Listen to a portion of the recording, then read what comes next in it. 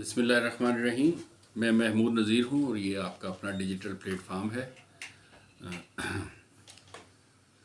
मैंने बस दिल में एक हुक सी उठ रही थी, ऐसे लग रहा था कि कुछ सच ऐसे हैं जो मरने से पहले बोलने चाहिए।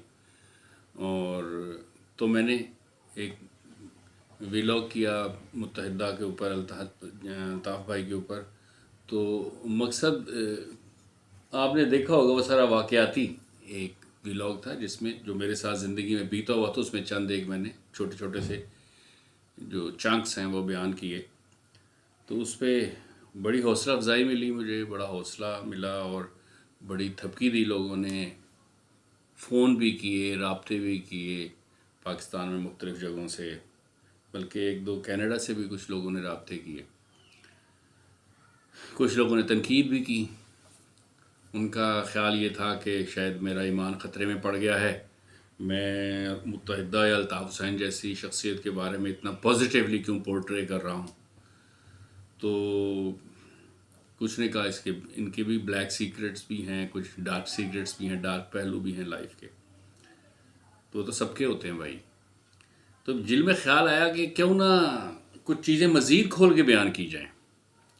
इसका मतलब ये है कि तस्वीर पे या आईने पे जो हल्का सा गर्द पड़ा हुआ है इसको और क्यों ना साफ़ कर दिया जाए। देखिए जी, अल्ताफ़ हुसैन की शख्सियत के बारे में मैं अपने हवाले से बात करता हूँ, किताबी बातें नहीं करते। अल्ताफ़ हुसैन की शख्सियत के हवाले से मुझे जब पहली दफ़ा सुनने को मिला तब मैं कॉलेज में पढ़ता था।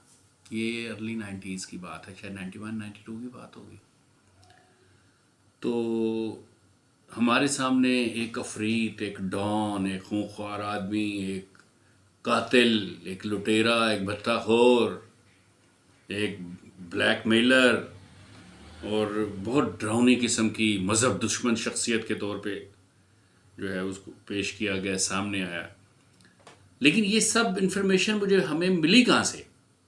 हमारे मीडिया ने हमें जो दी, हमारे रियासत ने जो प्रोपेगेंडा किया उसके ख़िलाफ़, उसके ज़रिए हम तक पहुँची। तो हमें उसको देख के ये खौफ या एक नफ़रत की कैफियत महसूस होती थी। 90 की दिहाई गुजरी, फिर सन 2000 की दिहाई गुजरी, फिर सन 2010 की गुजरी, यानी कि 24 और 10 34-35 साल हो गए। मैं 54 को क्रॉस कर गया हूँ। तो अब जाके जब चीज़ें क्लियर होना शुरू हुई हैं, वो धुंध, वो जो मट्टी उड़ रही थी वो जो बैठ गई है और तस्वीरें आमने सामने नज़र आना शुरू हो गई हैं कि कौन क्या है। तो फिर अब इस मरहले में आके मुझे किसी की दलाइल और नसीहत की ज़रूरत नहीं है। मुझे समझ में आ गया है अल्लाह के फजलो करम से काफ़ी काबिल कदर हद तक कि हक़ क्या है और हक़ क्या नहीं, और नाहक क्या है, कुफ्र क्या है, बातिल क्या है।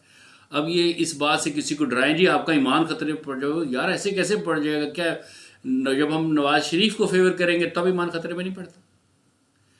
जब हम किसी मजहबी जमात को, जमात इस्लामी को, बल्कि उसको मजहब गैर इस्लामी कहना चाहिए, उसका जो अब हम फेवर करते हैं तब ईमान ख़तरे में नहीं पड़ता। वो पॉलिटिकल पार्टीज जो के बगल बच्चा तंजीमें हैं कादियानियों की, जब उनको सपोर्ट करते हैं और उनकी तारीफ़ें बयान करते हैं और उनको कहते हैं वो बड़े लीडर हैं, तब ईमान ख़तरे में नहीं पड़ता। तो इसलिए अभी तो हमें सही पता ही नहीं है ना कि पाकिस्तान में पॉलिटिक्स हो कैसे रही है, पाकिस्तान की हिस्ट्री क्या है, पाकिस्तान के मार्ज वजूद में आने के बाद इस मुल्क की बागडोर गई किन के हाथों में है। अभी तो लोगों का ये ख्याल है कि इस्टेब्लिशमेंट ने किसी तौर पे किसी किसी जगह पे मुख्तलिफ़ किस्म की जमातों को मुख्तलिफ़ वक्तों में जो है ना परवान चढ़ाया, आबियारी की और बड़ा किया है। तो अल्ताफ़ हुसैन का जो सबसे बड़ा जुर्म है, वो मुझे जो लगता है जो उन्होंने सबसे बड़ा जुर्म किया वो ये है कि उन्होंने एक नया सोशल कॉन्ट्रैक्ट लिखने का जुर्म किया। वो जो नया सोशल कॉन्ट्रैक्ट था वो बराबरी की सतह पे था। उसमें ताकतवर और मजलूम का कोई आपस में रिश्ता नहीं था। उसमें ताकतवर और जालिम और गासिब और वडेरा और फ्यूडल और जागीरदार और बड़ा खान वो किसी तौर पे इंसानों को अपनी रियाया के तौर पे डील नहीं कर सकता था। अल्ताफ़ हुसैन के सोशल कॉन्ट्रैक्ट में हर इंसान बराबर था, हर इंसान की एक जैसी हैसियत थी, चाहे उसका रंग गोरा था, चाहे उसका रंग काला था, चाहे वो उर्दू बोलने वाला था या दुनिया की कोई भी ज़बान बोलने वाला था। तो उन्होंने प्रैक्टिकली एक ऐसा नज़रिया पेश किया कि जिसमें उन्होंने कहा मुसावात है, पॉलिटिकली कम अज़ कम मुसावात ज़रूर होनी चाहिए, और जो बुनियादी इंसानी हुकूक हैं, ख़ास तौर पे जो हक़ माश है, जो हक़ ज़िंदगी है, उसमें तो सब बराबर हों। तो और साथ में ये कि ये जो भी हमारा, मैं क्योंकि सिस्टम के ऊपर क्रिटिसाइज़ नहीं कर सकता, ना करना नहीं चाह रहा, क्योंकि उसको हम बदलने की पोजीशन में नहीं हैं अभी, लेकिन इसके अंदर रह के कुछ ना कुछ खैर तो कर सकते हैं, खैर के काम कर सकते हैं कि नहीं कर सकते, जिसकी हमें हमारा कॉन्स्टिट्यूशन भी इजाज़त देता है। तो इस इलेक्टोरल प्रोसेस को मानते हुए, इस मजबूरी के तौर पे इस कोनीन की गोली को गले से अंदर उंगलियां ठोंस ठोंस के नीचे उतारते हुए कि हमने इस निज़ाम में रहना है फ़िलहाल, और इंतखाबात के प्रोसेस में से हमने गुजरना है, बार बार कुछ ना कुछ हमारी इस्लाह होनी है, चाहे वो बहुत थोड़ी क्यों ना हो। अल्ताफ़ हुसैन ने एक नज़रिया पेश किया। वो नज़रिया ये था कि हम अमीरों को वोट क्यों डालें, हम वडेरों को वोट क्यों डालें, हम उन लोगों को वोट क्यों डालें जो हमारे मसाइल को समझते नहीं हैं, जो हमसे दर्दमंदी नहीं रखते, और गरीब जब तक पार्लियामेंट में नहीं आएगा, सूबाई असम्बली में नहीं पहुंचेगा, सेनेट में नहीं पहुंचेगा, कौमी असम्बली में नहीं पहुंचेगा, कैसे पता चलेगा किसको क्या तकलीफ है। अभी जिसको कराची के मच्छर ने कभी काटा नहीं है, जिसको जब कोई बंदा घर जॉब से शाम को 6 बजे वापस आता है, और वापस आने के बाद उसकी बीवी उसको कहती है, वो कहता है खाना दो, कहता है खाना नहीं पका। का क्यों खाना नहीं पका, जब सब चीज़ें घर में थी तो खाना क्यों नहीं पका? तो उसकी बीवी कहती है या माँ कहती है, बेटा घर में पानी नहीं है, बर्तन धोने के लिए भी पानी नहीं है, मुंह धोने के लिए भी पानी नहीं है, आबदस्त करने के लिए भी पानी नहीं है, वज़ू करने के लिए भी पानी नहीं है, हत्ता कि खाना पकाने के लिए भी मीठा पानी नहीं है। तो वो जो थका हारा आता है, जो झूठ सच ठगियाँ वगियाँ करके किसी तरीके से रिज़्क़ कमा के अपने घर पहुंचता है अपनी ड्यूटी पूरी करके, अब उसके लिए एक बहुत बड़ा चैलेंज जो उसके अंदर बहुत कड़वाहट पैदा कर देता है, वो क्या कि अब उसने पानी भरना है। पहले ज़माने में वो बैंगी निकालता था जिसमें 2 आगे डब्बे लगे होते थे 16 लीटर वाले घी के, उसमें वो पानी भर के लाता था किसी ख़ास टाइम पे, जहाँ पे वो कंधे पे चलते हुए ख़ास अंदाज में वो रिदम में चलना पड़ता है उसमें, या पानी के कैन मोटरसाइकिल पे रख के कहीं ना कहीं से किसी ना किसी से पूछ के मिन्नत करके भीख मांग के वो जो एक कैन पानी का लेके आता है 1 गैलन, और फिर उसकी बुनियाद पे उसकी वो जब आता है तो ऐसे लगता है घर में रोशनी आ गई, ऐसे लगता है घर में लक्ष्मी आ गई, ऐसे लगता है हमारी लॉटरी निकल आई। और फिर उसके घर में वो खाना पकता है, फिर वो खाना जब पकता है, फिर वो जब वो खाता है, इसके दरमियान में 2.5 से 3 घंटे का प्रोसेस होता है। कहने को जिसने ये पानी नहीं भरा, जिसने इस अजियत को सहा नहीं है साल हा साल, वो कैसे समझ सकता है कि कराची में पानी का कितना बड़ा मसला है? तो क्या कराची का ये मसला पानी का ब्यूरोक्रेसी हल करेगी, वाटर बोर्ड हल करेगा, वो MP और MNA हल करेंगे जो कभी हल्के में आए ही नहीं है, जिन्होंने कभी पाकिस्तान में पाकिस्तानी पानी पिया ही नहीं है, यहाँ से जो पानी की सप्लाई का पानी जो है, तो वो उनको उसको नहीं समझ सकते। वो उन स्कूलों की हालत को नहीं समझ सकते। जिस तरह अगर आपने ये देखना है कि कराची में बल्दिया टाउन में लासीपाड़ा स्कूल की जो हालत है, अगर आप उसको देखें, जहाँ पे अब हेरोइनचियों ने कब्जा कर लिया और वो वहाँ पे नशे करते हैं और वहीं पे बच्चे भी पढ़ते हैं, वहाँ से पढ़ के जब बच्चा ऊपर आएगा, मैट्रिक करेगा, तो वो तो समझे केटू पहाड़ के ऊपर 5-7 दफ़ा चढ़ता है, नीचे उतरता है। उसको हर लिहाज से थ्रेट है, अखलाकी थ्रेट है, एजुकेशनल फ्यूचर के तबाह होने का थ्रेट है, फिर उससे भी बड़ा उसको अपनी इज्जत का थ्रेट है कि उसके साथ कोई रेप ना कर दे, उसके लड़के के साथ कोई बदकारी ना कर दे। वहाँ पे अफगानियों के कब्जे हैं ऐसे स्कूल्स के ऊपर, ऐसी जगहों पे ऊपर, और लाकानूनी का दूसरा नाम अफगानी है। तो जब तक आपने पानी नहीं भरा ना, अगर आपने पानी नहीं भरा और अगर आपने वहाँ के मच्छरों ने आपको नहीं काटा, वहाँ पे जब गटर उबलते हैं और घरों में पानी आता है और फिर घरों में वो गटर के पानी को अगर आपने नहीं निकाला, आप कैसे समझ सकते हैं कि कराची के क्या मसाइल हैं? आप देखें ना कितना बड़ा अलमिया है कि हबीब बैंक प्लाजा भी एक नाले के ऊपर बना हुआ है, एक एनक्रोचमेंट के ऊपर बना हुआ है। अब देखें ना कितना बड़ा अलमिया है कि एक दफ़ा बारिश होती है तो बारिश के पानी की निकासी का कोई निज़ाम ही नहीं दे सकी गवर्नमेंट, आज तक नहीं दे सकी। तो जो नया सोशल कॉन्ट्रैक्ट लिखा, कहा कि सब बराबर हैं और गरीबों को हक के सियासत होना चाहिए, उसको प्रैक्टिकली साबित कर दिया अल्ताफ हुसैन ने।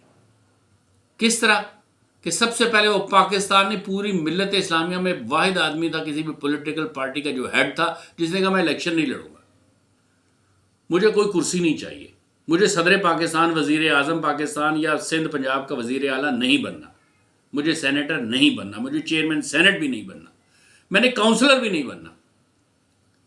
लेकिन ये जो मेरे इर्द गिर्द के लोग हैं, जो मजलूम लोग हैं, जो पिसा हुआ तबका, ये लोग ऊपर आए और ना सिर्फ ये नजरिया पेश किया बल्कि प्रैक्टिकली अमली तौर पे 1986 से बाद से लेकर अभी तक, 88 के इलेक्शन से लेकर अभी तक उसने ये प्रूफ कर दिया कि अगर लीडर सच्चा हो, अगर लीडर के दिल में वाकई खैर खाई हो, जो लीडर वाकई मसाइल को हल करना चाहता हो, तो फिर इस तरीके से लोगों को ऊपर लाया जा सकता है।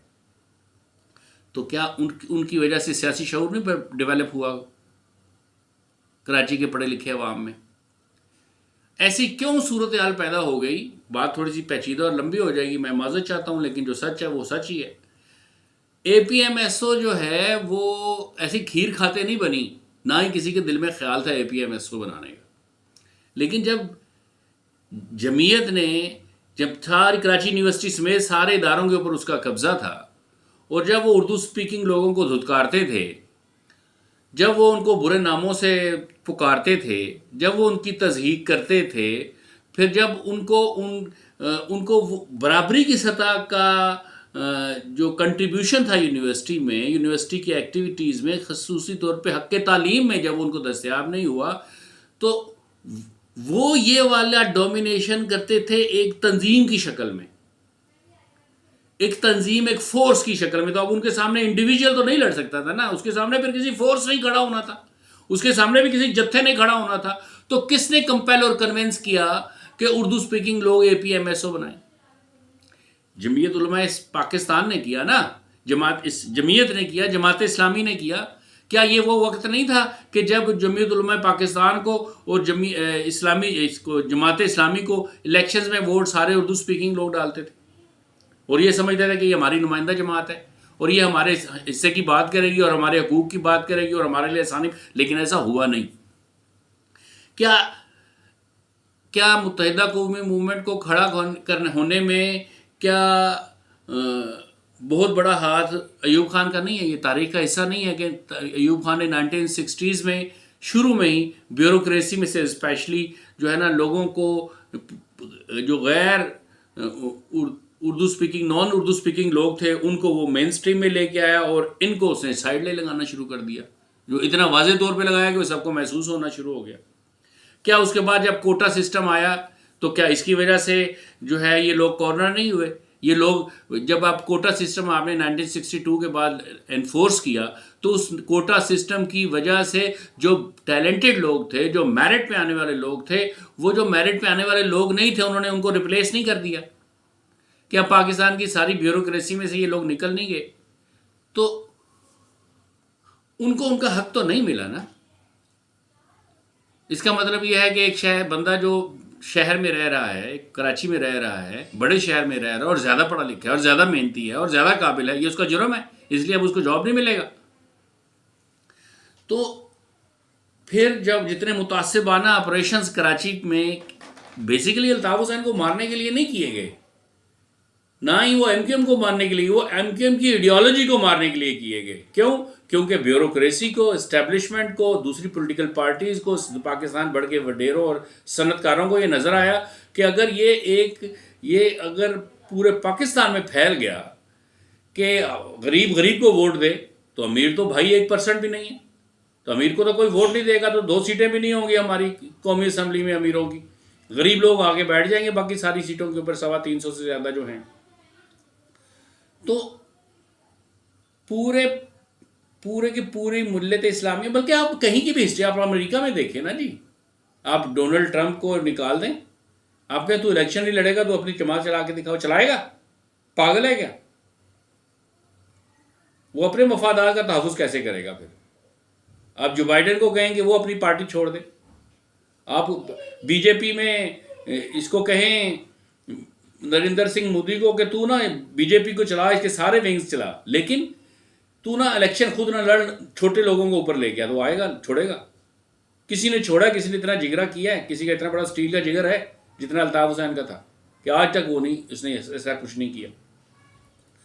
तो एक खाली नजरिया पेश कर देना, जैसे अफलातून या टोपिया एक ख्याली रियासत का नजरिया पेश किया, तो उसको बना तो नहीं सका ना। तो पाकिस्तान में पूरे जनूबी एशिया की तारीख आप उठा के देख लें कहीं से भी, मैं कहता हूँ आप ब्राज़ील को भी देख लेंगे, वेनेजुएला को देख लें, अमेरिका को देख लें, बरतानिया को देख लें, किसी भी पॉलिटिकल पार्टी का मंशूर पढ़ लें, किसी भी पॉलिटिकल पार्टी के चेयरमैन को देख लें, ऐसा कौन है जिसने इलेक्शन में हिस्सा नहीं लिया सिवाय अल्ताफ हुसैन के? कोई भी नहीं है। उसने ये ताकत दी, उसने कहा कि तुम्हारा वोट ताकतवर है, तुम अपनी तकदीर अपने वोट से बदल सकते हो, लेकिन ये वोट भी तुम अपने ही किसी भाई को दो जो तुम्हारी तरह ही गरीब हो। तो जो बहुत बड़ा कल्चर था बहुत बड़ी इन्वेस्टमेंट करने का इलेक्शंस के ऊपर, वो खत्म कर दिया इन्होंने। तो ये क्या कोई छोटा काम है? ये जो सोशल कॉन्ट्रैक्ट उसने लिखा कि गरीब गरीब को ही वोट देगा, गरीब गरीब की नुमाइंदगी करेगा, ये एक इतना बड़ा ग्रास रूट लेवल पे इतना बड़ा चेंज है जिसको पूरी दुनिया में से किसी ने भी हजम नहीं किया। अल्ताफ हुसैन के साथ कोई इंडिया नहीं है, उसके साथ अमेरिका भी नहीं है, उसके साथ बरतानिया भी नहीं है, अरे उसके साथ पाकिस्तान ही नहीं है। तो ये जो बुनियादी काम है ये हम तक नहीं पहुंचा। मीडिया ने हमें नहीं बताया, उसकी ज़िंदगी का कोई पॉजिटिव पहलू हमें नहीं सिखाया। अभी अल्ताफ हुसैन भाई वज़ू कैसे करते हैं, वो किस दर्जी से कपड़े सिलवाते हैं, वो ऐनक क्यों पहनते हैं, वो तकरीर क्यों करते हैं, वो लंदन में क्यों रहते हैं, वो अपने घर में जब रहते हैं तो नमाज कौन सी मस्जिद में पढ़े। अरे भाई ये बातें इंपॉर्टेंट नहीं है। आप देखें एक बंदे ने एक प्रोडक्ट दिया है कि political ideology the and that's it.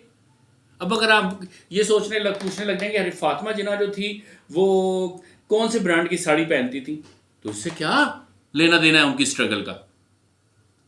बात ये करें कि जो मुस्लिम लीग फातिमा जिन्ना ग्रुप और मुस्लिम लीग जो कन्वेंशनल मुस्लिम लीग थी उसको डिवाइड अयूब खान ने क्यों किया?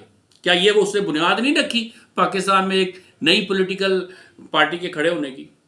तो ये बुनियादें तो सारी इन लोगों ने रखी ना, कोटा सिस्टम के ज़रिए, फिर मुस्लिम लीग के टुकड़े करके, फिर उर्दू स्पीकिंग लोगों को पीछे करके, फिर ये जो एक बहुत बड़ी यलगार ईरान से जो है ना वो पाकिस्तान कराची में आए हैं लोग, मतलब 10-15 लाख 20 लाख से ज़्यादा अफगान आए हैं पूरे सिंध से, जो 19 से बांग्लादेश से जो 10 लाख से ज़्यादा बिहारी आए हैं। इन सब को किसने एडजस्ट किया है? कराची ने एडजस्ट किया। तो जब इतनी सारी एथनिक ग्रुप्स यहाँ पे रह रहे होंगे तो उनके आप हुकूक को या तो आप आने नहीं देते उनको। अगर आपने आने दिया है नज़रिया पाकिस्तान की बुनियाद के ऊपर सन 2000 तक, तो ये हिजरत माइग्रेशन जारी रही है, तो उसकी वो एक पॉलिटिकल स्ट्रेंथ तो बनेंगे। जब आप उसको पॉलिटिकल स्ट्रेंथ के तौर पे कबूल नहीं करेंगे, मानेंगे नहीं, तो रिपेल तो करेंगे वो। तो कोई कहे जी वो कहते हैं जी वो इनके पास तो बहुत बड़ा डेथ स्क्वाड है। डेथ स्क्वाड तो पाकिस्तान में जब एमक्यूएम नहीं बनी थी, एपीएमएसओ नहीं बनी थी, उससे पहले जमात इस्लामी का था, जमीयत का था। ऐसी कौन सी सियासी या मजहबी जमात है जिसका अपना डेथ स्क्वाड नहीं होता? कि हमने नहीं देखा? हम सारी ज़िंदगी नहीं तंजीमों से गुजर के निकल के सामने आए, बाहर आए। मुझे आज भी याद है हनीफ बलोच मुझे कहा करता था, महमूद तुम बहुत छोटे हो, तुमको भी पता नहीं है, हर वो मजहबी जमात जिसको तुम समझते हो ये बड़ी तकवे वाली और बड़े बड़े भले लोग हैं, बड़े नेक लोग हैं, बड़े दीनदार हैं, बड़ी तबलीग कर रहे हैं, बड़ा जिक्र कर रहे हैं, इनका भी कोई ना कोई डेथ स्क्वाड होगा। तो उसके बगैर तंजीमें चलती नहीं हैं, उसके बगैर जमातें सर्वाइव नहीं कर सकती। ये माहौल माशरा ही ऐसा है। यहाँ पे ट्रैफिक के सिग्नल को सब लोग तोड़ रहे हैं, कोई इसको सब वायलेट करें, कोई उसको फॉलो नहीं कर रहा। जो फॉलो करेगा वो मर जाएगा, क्योंकि जैसे वो इशारे पे रेड लाइट पे रोकेगा, पिछली गाड़ियाँ उसको रौंद के आगे चली जाएंगी। ये सिचुएशन है हमारे यहाँ पे। मैं किसी किस्म की भी दहशतगर्दी को डिफेंड नहीं कर रहा, मैं ये कह रहा हूँ कि ये जितने भी ऑपरेशन 92 का operation, controversial operation clean up हो, या इसके अलावा जितनी भी कार्रवाइयाँ रेंजर्स ने की, दूसरी इदारों ने की, उसकी बुनियादी वजह क्या है? उसकी बुनियादी वजह सिर्फ एक ही है कि वो जो सोशल कॉन्ट्रैक्ट है, वो जो पॉलिटिकल आइडियोलॉजी है अल्ताफ हुसैन की, वो ये चाहते हैं कि ये स्प्रेड ना हो, ये ना फैले, ये लोगों तक ना पहुंचे। ये जो पंजाब में लोगों का दिमाग सुन्न हुआ है, जो बरादरीज़म के ऊपर सारी की सारी पॉलिटिक्स हो रही है, जहाँ पे किसी को पता नहीं, हला करके लोग वोट डाल देते हैं जिसको वोट डाल देते हैं ना, उसके बाप का नाम मालूम नहीं होता, उसके पास कोई आइडियोलॉजी नहीं होती, उसको सही तरीके से अपना नाम लिखना नहीं आ रहा होता, उसको ये नहीं पता होता कि रूल ऑफ बिजनेस क्या होते हैं। जाके असेंबली में उसको बस किसी ने कहा होता है कि उसके पास और काम करने को कोई नहीं होता, उसके पास बहुत ज़्यादा माल दौलत होता है, वो कहता है भाई आपको मसरूफ है, पॉलिटिक्स में ना आ जाए। ऐसे लोग जब पॉलिटिक्स में आएंगे तो वो उसको खेल ही समझेंगे ना।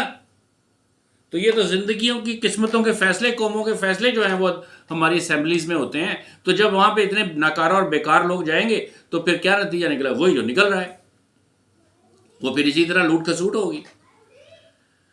और कराची की सियासत आप देखें ना ज़रा, कराची की सियासत, कराची की, जैसे कि बहुत कम लोगों को मालूम है कि कराची की जो बहुत बुनियादी मेन लैंडमार्क बिल्डिंग्स हैं वो सारी की सारी एक यहूदी आर्किटेक्ट है उसकी डिज़ाइन की हुई हैं। किसी ज़माने में कराची जो था वो, पाकिस्तान बनने से पहले की बात कर रहा हूँ, 1941 से पहले की बात कर रहा हूँ, यहाँ पे हिंदू थे। इससे भी पहले की बात कर रहा हूँ, 1770, 77, 75, 80 के करीब का जो कराची था वो एक मुख्तलिफ कराची था। अब ये कराची एक मुख्तलिफ कराची है। ये जो पिछले 200-300 साल में जिस तरह से कराची ग्रो किया है, और सनती इनकलाब के बाद और फिर यहाँ पे ब्रिटिश रूल आने के बाद जिस तरीके से एक नए होराइजन्स खुले हैं, नई ओरिएंटेशन हुई है, तो यहाँ के जितने भी एथनिक ग्रुप जिनकी अपनी एक पॉलिटिकल एंटिटी थी, उनके अंदर रहते हुए एक कराची एक गुलदस्ता सा जो बन गया मुख्तलिफ फूलों का। तो उसके साथ साथ मसाइल भी तो बहुत सारे, बड़ी डाइवर्सिटी रखते थे और उनका सलूशन भी ज़रूरी था। किसी भी कम्युनिटी के बंदे ने, किसी भी पॉलिटिकल लीडर ने, किसी भी रिलीजियस लीडर ने कराची की अहमियत को नहीं समझा कि इसके साथ बंदरगाह है, कराची के क्लाइमेट को नहीं समझा, ये नहीं समझा कि आने वाले वक्त में ये पाकिस्तान का इकोनॉमिक हब होगा, वो इस बात को नहीं समझा कि ये मिनी पाकिस्तान होगा, और ना ही इसको हल करने की कोशिश की। पीपल्स पार्टी वाले उनको बदमाशी से हम ले लेंगे, इनको दबा के रखेंगे। तो दबा के कब तक रखेंगे भाई? एक दिन तो सबने चले जाना ना कब्र में। तो जब ये जितनी भी सामने ऊपर वाले लोग चले जाएंगे तो नीचे पीपल्स पार्टी के पास क्या है, क्या करेगी? किस तरह आप रोक सकेंगे इंसानों को ये बात समझ में आने से कि अल्ताफ़ हुसैन ने जो बुनियादी पॉलिटिकल आइडियोलॉजी पेश की थी, जो प्रोडक्ट पेश किया था, वो पूरी दुनिया में किसी भी मॉडर्न स्टेट में, चाहे वो अमेरिका ही क्यों ना हो, कोई नहीं पेश कर सका। ना किसी ने पेश की, ना उसका प्रैक्टिकल करके दिखाया। इन्होंने तो कमली नमूना पेश कर दिया ना उसका। तो मैं अगर ये कहूँ कि पिछले 200-300 साल में पॉलिटिकली आइडियोलॉजी ऑफ पाकिस्तान की बात नहीं कर रहा, नज़रिया पाकिस्तान की बात नहीं कर रहा, नज़रिया पाकिस्तान के अलावा, क्योंकि नज़रिया पाकिस्तान जो है वो एक प्रोडक्ट था, पॉलिटिकल प्रोडक्ट था, एक पॉलिटिकल आइडियोलॉजी थी, लेकिन उस वक्त हमारे पास मुल्क नहीं था। वो स्ट्रगल, वो जो पॉलिटिकल आइडियोलॉजी थी वो किसी मुल्क को हासिल करने के लिए थी, किसी टेरिटरी के ऊपर एक रियासत बनाने के लिए थी। वो जब हमने बना ली तो हमारा वो नज़रिया कामयाब हो गया, हमारा पॉलिटिकल प्रोडक्ट वो पूरा कामयाब है, पॉलिटिकल आइडियोलॉजी। अब उसके बाद उस स्टेट को रन करने के लिए जिस आइडियोलॉजी की ज़रूरत थी, उस आइडियोलॉजी को कराची में अल्ताफ़ हुसैन के अलावा किसी ने अडॉप्ट नहीं किया, ना ही प्रोड्यूस किया, ना किसी ने प्रेजेंट किया, ना उसके फीचर्स बताए, ना उसकी तरफ लोगों को दावत दी, ना ये बताया कि ये हमारी ज़िंदगी और मौत का मसला है, ना मैं ये समझाया कि ये जितना भी एलीट क्लास है, ये जो अशराफिया है, ये इनका दीन से, मज़हब से, इस्लाम से, कुरान से और धरती से, सोनी धरती से कोई ताल्लुक़ नहीं है। वो उन्हीं लोगों की जड़ें हैं जो यहाँ पे मछली पकड़ते हैं, जो मजदूरी करते हैं, जो नौकरी करते हैं, जो क्लर्क हैं, जो चने बेच रहे हैं, जो होटल चला रहे हैं, जो चाय का होटल चला रहे हैं, जो छोटी मोटी नौकरियां कर रहे हैं, काम कारोबार कर रहे हैं, जिन्होंने यही मरना है, जिनका यही जगह है, यहीं से इन्होंने जनरेट करना है और खाना है और इसी मिट्टी में चले जाना है। वो लोग इसका मुस्तकबिल हैं, तो वो तकदीर लिखेंगे इस शहर की, इस मुल्क की। ये वाला कॉन्सेप्ट किसी ने नहीं दिया, ये वाला नज़रिया अल्ताफ़ हुसैन के अलावा किसी ने दिया। मुझे बताएं क्या सऊदी अरब ने दिया? सऊदी अरब में आप बताएं कोई पॉलिटिकल लीडरशिप है, कोई उनके पास पॉलिटिकल आइडियोलॉजी है? क्या तुर्की के पास है? क्या मिस्र के पास है? क्या जॉर्डन के पास है? लीबिया के पास है? शाम के पास है? किसके पास है? पाकिस्तान में बताएं किसके पास है? पाकिस्तान में आप देखें कोई भी पॉलिटिकल लीडर ज़िंदगी में कभी भी ये बात करता है कि मैं सबसे ज़कात वसूल करूँगा? क्या पॉलिटिकल मेन स्ट्रीम लीडर्स है ना, कोई ये कहता है कि हम पाकिस्तान में से जो कादियानियों का जो तसल्लुत है पूरी रियासत के ऊपर, हर सुर्ख स्याह सफ़ेद के वो मालिक हैं, ये तसल्लुत के और शिकंजे से हम बाहर निकलेंगे? कभी कोई ये कहता है कि हमारी असम्बलियों में जो है ना वो जो गरीब लोग हैं वो होने चाहिए नुमाइंदा, वो आए MP और MNA बने? कोई भी पॉलिटिकल पार्टी किसी गरीब को टिकट इशू करती है? नहीं करती ना। क्यों नहीं करती? क्योंकि ये लोग खैरखा नहीं है पाकिस्तान के और मुसलमानों के, आम इंसानों के। और हम क्योंकि मीडिया हमारे हाथ में नहीं है, आम इंसान के हाथ में नहीं है। मतलब जो ज़राए ब्लाग हैं, चाहे वो प्रिंट मीडिया हो या इलेक्ट्रॉनिक मीडिया हो या सोशल मीडिया, जो भी कुछ है वो सब का सब कंट्रोल कौन कर रहा है? रियासत कर रही है। और रियासत का बागडोर किन लोगों के हाथ में है? वो उन लोगों के हाथ में है जो लोग ये नहीं चाहते कि जो पिसे हुए पाकिस्तान के 25 करोड़ अवाम हैं ये सुख का सांस लें। अब जो भी कोई ऐसी नज़रिया पेश करेगा, ऐसा सुख का सांस लेने की बात करेगा, उनको खैर की तरफ बुलाएगा, उनको सही रास्ता दिखाएगा, उनको बताएगा कि ये जो लीडर हैं ये झूठे हैं, इन्होंने तुम्हारे साथ नहीं चलना, इन्होंने पिछले 77 साल में तुम्हारे साथ कुछ नहीं किया, ये आइंदा भी 177 साल में तुम लोगों ऐसे ही रहोगे, तुम अवाम इब्ने अवाम इब्ने अवाम इब्ने अवाम ही रहोगे, तुम हुक्मरान नहीं बनोगे इस पाकिस्तान के कभी भी। तो ये जो इसकी कितनी बड़ी स्ट्रगल है, मतलब खीर खाते ये नज़रिया पेश किया और उसके बाद तकिया रख के सो गए अल्ताफ़ भाई। अल्ताफ़ भाई ने बहुत सारे टर्चर सहे, बहुत ज़्यादा ज़हनी तशद्दुद सहे, बड़ी ब्रेन इंजरी सही हैं, ऐसे इस जगह पे नहीं आके बैठ गए हैं। अब मुझे बताएं कि अब आज जो वो लोग बड़े दीन का ये काम तो करने का कि रियासत में पाकिस्तान में वोट का हक डालने का हक भी गरीब को हो और जिसको डाला जाए वो भी गरीब हो, ये वाला तस्वुर तो मजहबी उलमा ने भी नहीं दिया, हमारे स्कॉलर्स ने नहीं दिया।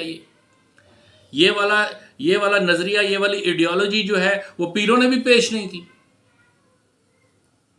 तो ये तो किसी ने काम किया ही नहीं है ना।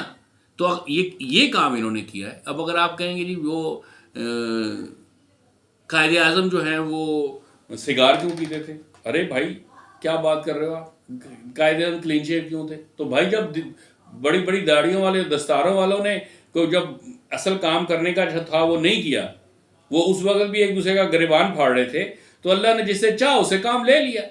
इसी तरह अल्ताफ़ हुसैन के एक और बात समझ जाए, अल्ताफ़ हुसैन बेसिकली कोई किसी इंसान किसी जिस्म का नाम नहीं है, ये एक आइडियोलॉजी है और ये एक सोच है, इसको आप मार नहीं सकते। अब ये जितना मर्जी इसके सामने आप रास्ते इसके बंद करें, इसने तरक्की करनी है, इसने डेवलप होना है, ये इसने फैलते चले जाना है, इसने ना सिर्फ फैलते चले जाना है बल्कि इसने पाकिस्तान से बाहर भी अपनी जड़ें बनाते चले जाना है, वो बना रही है।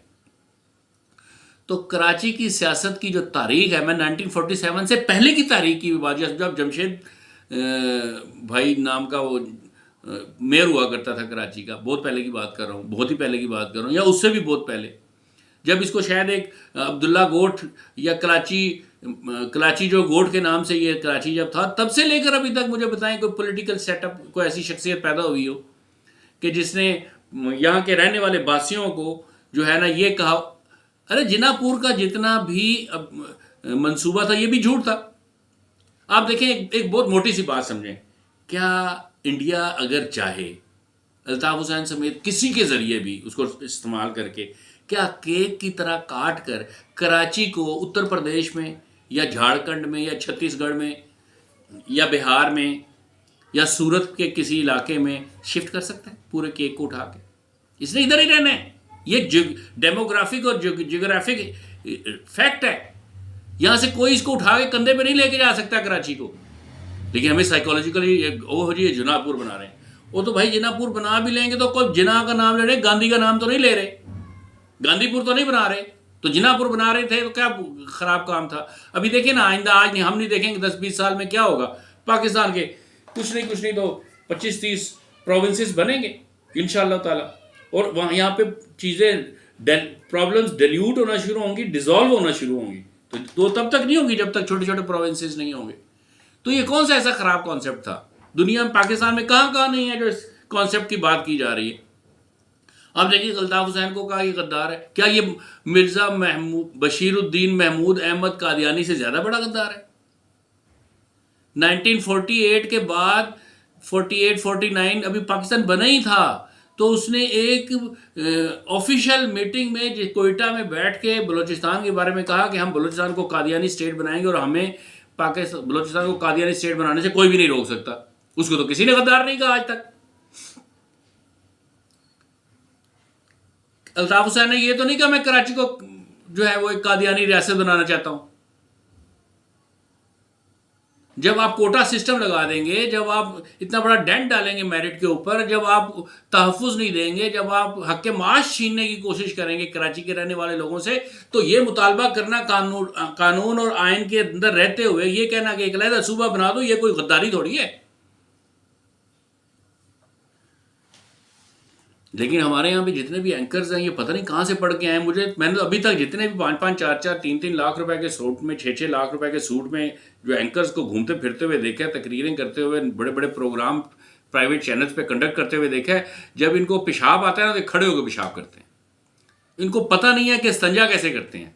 ये कौम को लीड करेंगे, ये कौम को लीड कर रहे हैं। ये जो रंग जिस तरह की ऐनक पहनाते हैं, हमारे यहाँ आंखों पर सब्ज रंग का चश्मा लगाते हैं, हमें सारी दुनिया सब्ज नजर आना शुरू हो जाती है। तो मुत्तहिदा दुनिया की सब जमातों से इसलिए मुख्तलिफ है क्योंकि मुत्तहिदा का जो चेयरमैन है, उसका जो कायद है, वो कहता है बेटे इलेक्शन तुम मेरे बच्चों लड़ोगे और तुम ही एक दूसरे को वोट भी दोगे, मैं खाली रहनुमाई करूंगा, मैं बाहर बैठा हुआ हूँ।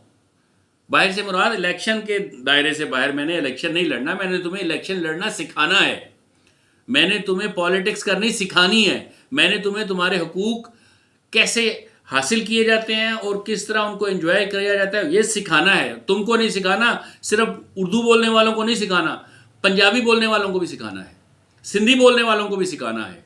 ऐसी कौन सी ज़बान है जी मुझे बताएं जिसमें पाकिस्तान में जिस ज़बान के बोलने वालों का इस्तेहसाल उसी की ज़बान के लोग नहीं कर रहे। सब मजलूमों का इस्तेहसाल जालिम कर रहे हैं। तो बुनियादी तौर पे तो ये सारे मुत्तहिदा के लोग हैं ना, इन तक ये खबर नहीं पहुंच रही। इनको असल में शेर को ये नहीं पता कि मैं शेर हूँ, वो बकरियों के साथ घूम रहे हैं। जिस दिन वो कुएं में झांक कर देखेगा मौलाना रूम की मसनवी की तरह और उसको पता चलेगा मैं तो शेर हूं, तो वो फिर बकरियों के साथ नहीं घूमेगा।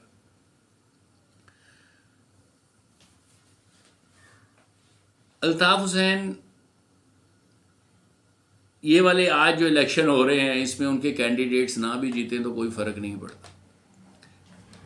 अल्ताफ हुसैन ने जो एक सोच को रिफ्रेश कर दिया है ना, स्पेशली कराची, हैदराबाद और सिंध में मुत्तहिदा के जो कारकुन हैं, जो उनके चाहने वाले हैं, यानी कि वो जो उन्होंने पॉजिटिवली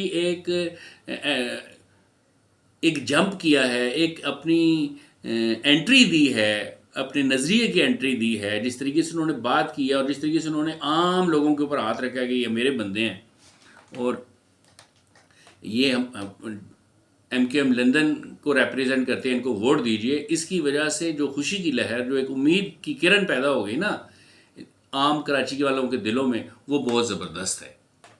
इसका नतीजा कुछ भी निकले, लेकिन एक खुशी दे दी है, एक वलवला पैदा हो गया है। आज नहीं तो कल, कल नहीं तो परसों, परसों नहीं तो और साल बाद, 2 साल बाद, जब भी कभी ये सूरत हाल सामने आएगी, दोबारा इलेक्शंस की इनकी पोजीशन इससे भी ज़्यादा मजबूत होगी।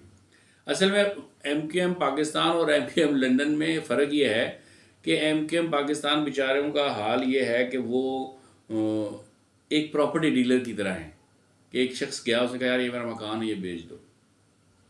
वो कह के कोई बाहर चला गया, तो वो प्रॉपर्टी डीलर जिसकी उसी को भी बता रहा है मकान बेचने का और उसका रेट बता रहे कि कीमत ये है और उसको विजिट करा, तो कहता है मकान मेरा है।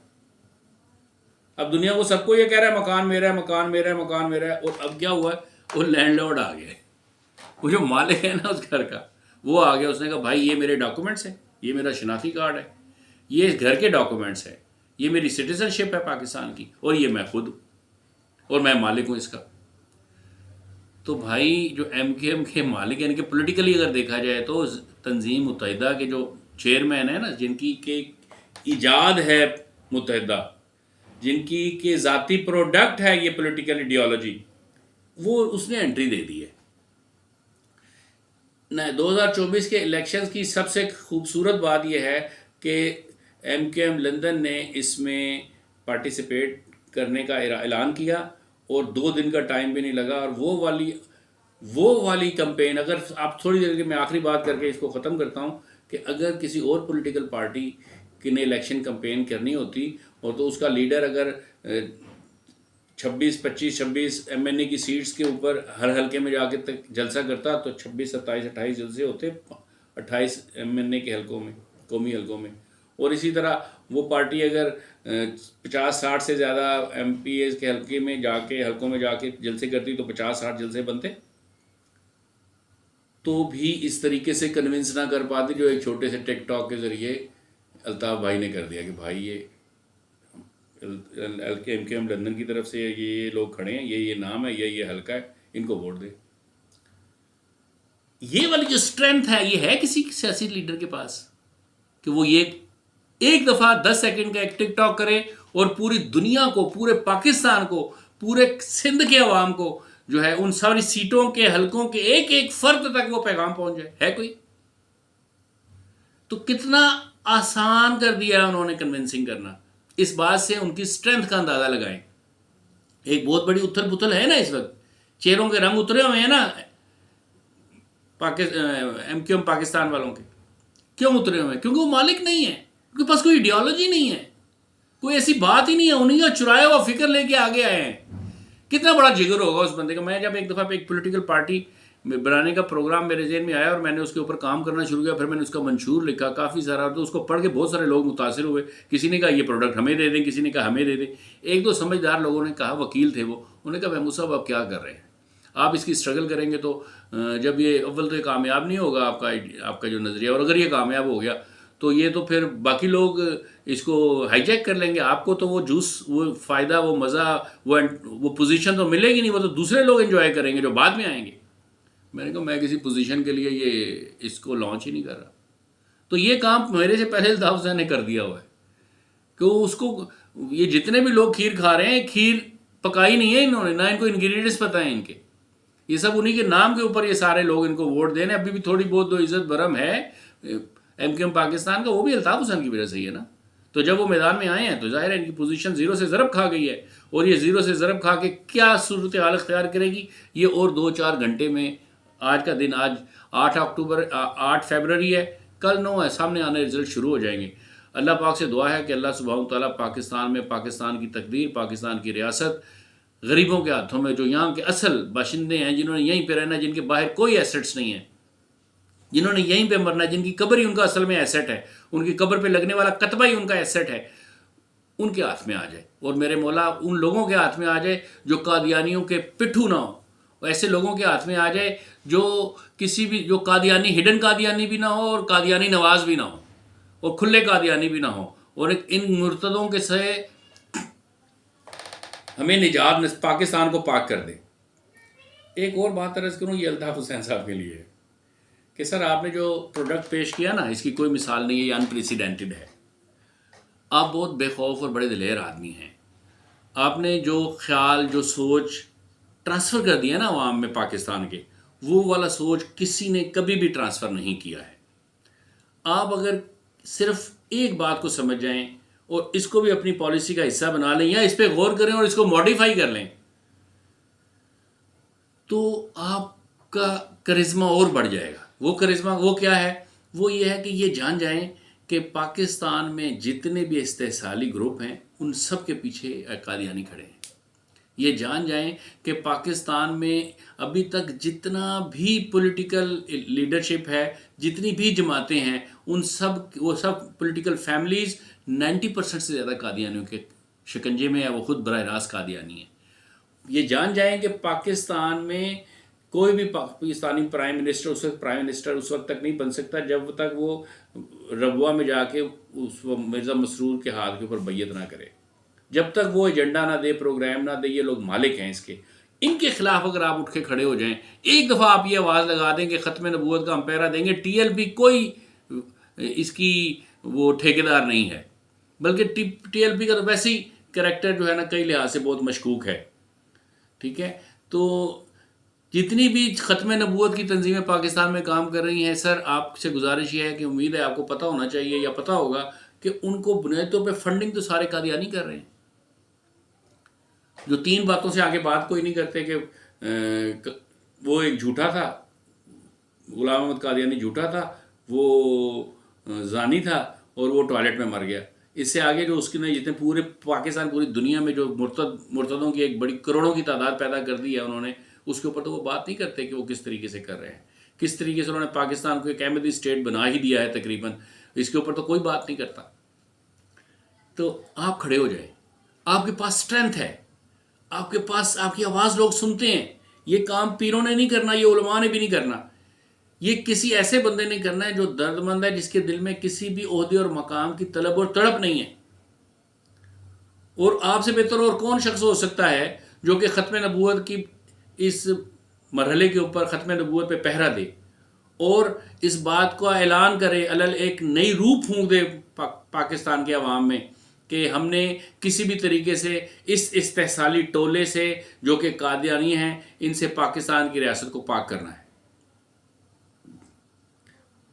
आपने एक बहुत बड़ा काम कर दिया हुआ है। अगर ये दूसरी अचीवमेंट आपको हासिल हो गई तो शायद हिस्ट्री में कोई दूसरा आदमी आपसे ज़्यादा बड़ा, पाकिस्तान की हिस्ट्री में भी और शायद दुनिया पूरी की हिस्ट्री में दूसरा पैदा नहीं हो सकेगा आसानी से। पायनीर आप ही होंगे। अल्लाह पाक पाकिस्तान को खूबसूरत बनाए, कराची को उससे ज़्यादा खूबसूरत बनाए, कराची में हर घर में मीठा पानी हो, कराची में बिजली ना जाती हो, कराची में के इलेक्ट्रिक किसी के हाथों में खिलौना बन के इस्तेमाल ना हो, वो नोट खा मेरा मूड बने वाले पॉलिसी पे अमल ना करे, बल्कि हर घर की हर आंगन में गर्मियों में पंखा चल रहा हो, हर रात में बच्चों को पढ़ने के लिए रोशनी, बल्ब, ट्यूब दस्तयाब हों, हर शख्स को खाने की सब चीज़ें बेहतर अंदाज, ड्रेनेज सही हो, हमारे यहाँ पे बारिश हो तो वो रहमत भी कराची वालों के अलावा सबके लिए रहमत हो जाती है, वो कराची वालों के लिए भी रहमत बन जाए। ये कब होगा? ये तब होगा जब MQM अपने फ़िक्र में को मज़ीद इन्हेंस करेगी और अल्ताफ़ हुसैन जिस तरह खड़े हो गए हैं, जिस तरीके से उन्होंने स्टैंड ले लिया इस दफ़ा के इलेक्शंस में अपना रोल अदा करने का, वो इसके ऊपर मौत तक खड़े रहें, वो पाकिस्तान की पॉलिटिक्स में से इधर उधर ना हो। और किसी ने मुझे लिखा कि उनको तो NIC ही नहीं देते, NIC बनेगा तो किसी का पासपोर्ट बनेगा। वो कहते हैं, नादरा कहती है कि डिलीट हो गया जी, इनका डाटा ही नहीं है, वो ब्रिटिशर है। तो कैसे आप, जिस किसी ने ये स्टेटमेंट दिया होगा ना या कहा होगा, आप देखिएगा नादरा का जो हेड होगा ना वो भी कादियानी होगा।